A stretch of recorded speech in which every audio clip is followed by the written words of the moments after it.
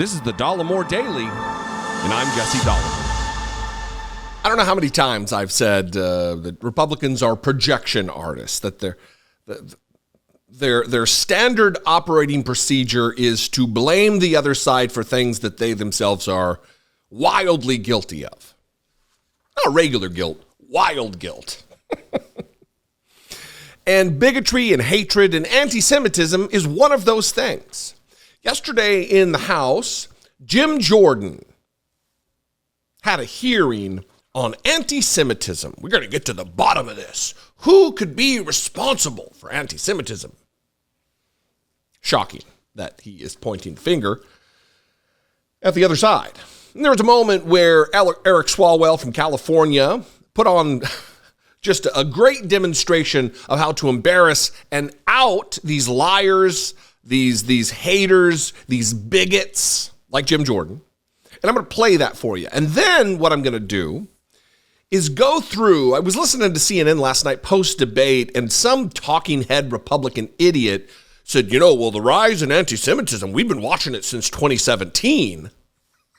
I'm not going to play that clip for you, but it made me think, I wonder what happened in 2017 that would have been a spike and encouragement to anti-Semites across the country. And I think it's obvious that it was the election of Donald Trump and him taking office in 2017. So I'm going to play a few things, show a couple images of really where the problem lies. It's not solely where the problem lies, but for Republicans to point fingers at anybody but themselves for the problem that they promulgate, it's just gross. So first, here's Eric Swalwell just laying it on Jim Jordan. Watch this. So what I'm concerned about is that we have anti-Semitic posts coming from this committee. And last October, the chairman tweeted out on October 6th, Kanye, Elon, Trump. Those 5 statements that I just read to you were from Kanye West, who had made a number of anti-Semitic statements before this tweet was put up, and then made the DEFCON statement about a day after the tweet was put up. I, the chairman at the time, Chairman Nadler, many people in the Jewish community asked the chairman, Chairman Jordan, to take this down. And it wasn't just members of Congress. It was nonpartisan Jewish organizations who said, Kanye West is anti-Semitic. I don't know what you're doing, but please do not give him a platform by leaving this tweet up. It stayed up for months. Defiantly, the chairman kept this tweet up. So, Mr. Chairman, I want to be just today your accountability partner, your online accountability partner, and just go through your social media. Because if we're going to have a hearing about anti-Semitism, we can't allow a tweet like this to be posted on our side or your side. In 2019, Chairman Jordan also tweeted at Tom Steyer and used the $ for Steyer to spell his name. Again, known Jewish philanthropist playing into what Ms. Burdett mentioned earlier, tropes about Jewish people and money. So this committee should have a conversation and a hearing about anti-Semitism. But I would first insist that the chairman, I don't know why he put this tweet up. Either he believes it, which I hope is not the case, or he just wanted to own the libs. And if that's what you're doing, you're hurting a lot of people by keeping that tweet up for so long, especially knowing what it represents. And if we're talking about being your online accountability partner, Chairman, you still have a subpoena in your inbox that's about 500 days old. And with that, I'll yield back. It's laughable, is it not, for Jim Jordan to host a hearing, getting to the bottom of anti-Semitism, when he's putting out tweets like that. Kanye, Elon, Trump. What? Kanye West, who, did the whole death con whatever on the Jews, was invited to have dinner with Donald Trump at Mar-a-Lago in his dining room and brought along with him little Nazi puke Nick Fuentes. But it's someone else that is promoting anti-Semitism. Well, let's take a look at a couple of these. First of all, let us not forget the anti-Semitic parade that was put on in Charlottesville where a woman was killed by a little Nazi, where they chanted, "Jews will not replace us." Does Jim Jordan forget that? Does Jim Jordan forget that Donald Trump was given a chance after he was endorsed by the former Grand Wizard of the KKK? He was endorsed by him, and he refused to disavow David Duke, a famed racist, a famed anti-Semite.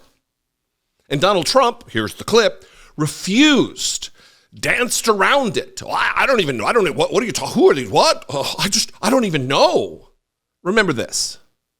Well, just so you understand, I don't know anything about David Duke, okay? I don't know anything about what you're even talking about with white supremacy or white supremacists. So I don't know. I mean, I don't know, did he endorse me or what's going on? Because, you know, I know nothing about David Duke. I know nothing about white supremacists. And so you're asking me a question that I'm supposed to be talking about people that I know nothing about.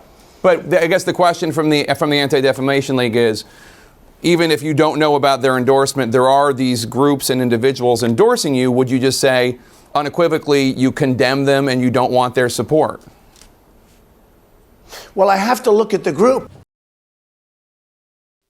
Donald Trump, during the campaign, posted a campaign ad or an image with the American flag, and in the image were Nazi soldiers. Yeah. But it's someone else that has an anti-Semitism problem. Remember when he was speaking before a group of Jewish Republicans, Donald Trump, live, I'll play the clip, and he's using trope after trope after trope, hateful, hurtful stereotype after hateful, hurtful stereotype about Jews to the group, about how they're good negotiators, how they buy their own politicians. It's sickening. Remember this moment. I'm a negotiator like you folks. We're negotiators. Do you want to renegotiate deals? Some of us renegotiate deals. I would say about 99.9. Is there anybody that doesn't renegotiate deals in this room? This room negotiates. I want to renegotiate this room. Perhaps more than any room I've ever spoken to. Maybe more. It's okay. I've been called on that a couple of times too. You're not going to support me, even though you know I'm the best thing that could ever happen to Israel, and I'll be that. And I know why you're not going to support me, and you know you're not going to support me because I don't want your money. You don't want to give me money, okay? But that's okay. You want to control your own politician. That's fine. Good. But I will think about that, folks. Don't worry about it. But it's somehow someone else who are chief anti-Semites among us. Remember the tweet that Donald Trump retweeted from the account White Genocide?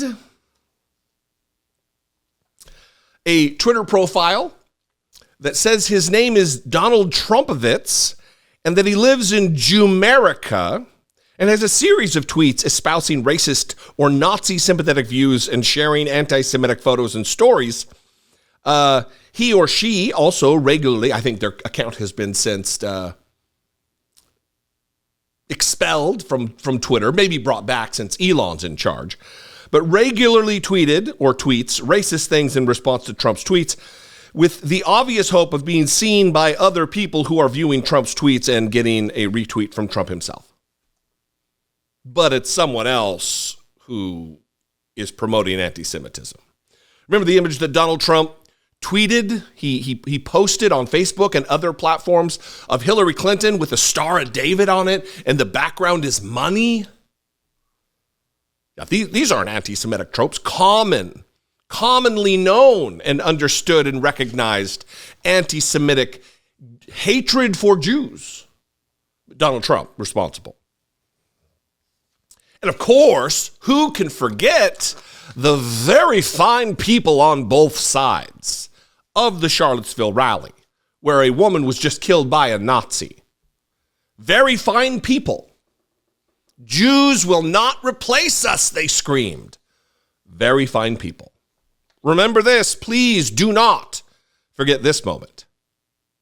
But there is another side. There was a group on this side, you can call them the left, or you've just called them the left, that came violently attacking the other group. So you can say what you want, but that's the way it is. It's on both sides, sir. You said there was hatred, there was violence on both sides. Well, I do think there's blame. Yes, I think there's blame on both sides. You look at both sides. I think there's blame on both sides, and I have no doubt about it, and you don't have any doubt about it either. And if you reported it accurately, you would say. Neo-Nazis started this. They showed up in Charlottesville to protest. Excuse me. They didn't put themselves down as neo, and you had some very bad people in that group. But you also had people that were very fine people on both sides. But Jim Jordan wastes everybody's time with a hearing. What could possibly be the cause of all of this? Oh, what? Come on.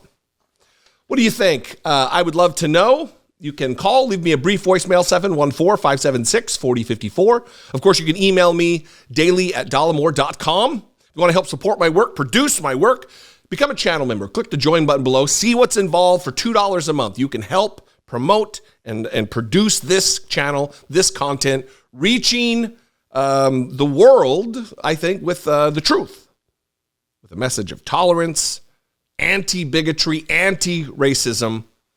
I would appreciate it. You can also go to patreon.com/IDoubtItPodcast. Hit the super thanks button, buy some merch. Make sure you're subscribed, like, comment. What are all the things that YouTubers say? Share this video. Oh, follow me on social media. I'm at Dollemore on Twitter, Instagram, Threads, TikTok, Facebook, Blue Sky. All of those at Dollemore. I'd love to see you there. And I will see you next time. I hope I do. Be genuine. Take care of one another.